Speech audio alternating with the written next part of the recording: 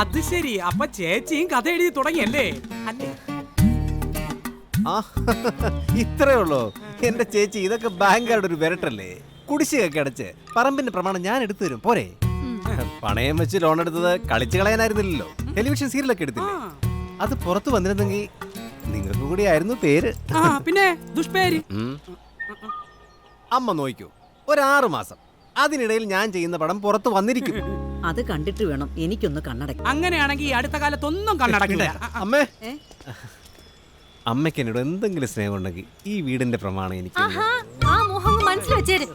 പറമ്പിലെ കൃഷി കാര്യങ്ങളൊക്കെ നോക്കിയിരുന്ന നിനക്ക് കിട്ടുമായിരുന്നല്ലോ സിനിമ പിടിക്കാനുള്ള കാശ്. കാറും കമ്പ്യൂട്ടറും ബർഗറും സ്ക്രിപ്റ്റ് എഴുതാൻ കോട്ടേജും. എടാ ഈ കിടക്കുന്നതിലെ കാച്ചിൽ ഏത് ചേമ്പേതെന്ന് നിനക്ക് തിരിച്ചറിയാമോ? കാച്ചിലേതാണെന്ന് ചേച്ചി പറഞ്ഞു കൊടുത്ത ചേമ്പേതാണെന്ന് സാറ് പറയൂലേ? അല്ല, ഇതെന്താ പോലീസ് സ്റ്റേഷനോ? വൈശാഖം കളറൊന്നുമല്ല.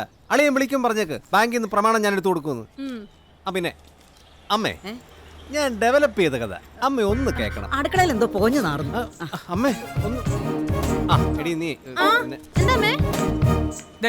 സാർ എന്നോട് പറഞ്ഞു എനിക്കാണെങ്കിൽ ചെവി നന്നായിട്ട് കേട്ടേ കൂടാ. എന്താ പറയുന്നേ?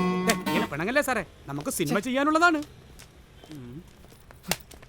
അതെ, സാറിന്റെ രീതികൾ തമ്മിൽ ഒരു മാച്ചിങ് ഇല്ല. സർക്കാർ ആഫീസും സിനിമാ പിടുത്തു അത് തമ്മിൽ ഒരു യോജിപ്പില്ല. പോയി ചായ എടുത്തോണ്ട് വേടാ. ഓ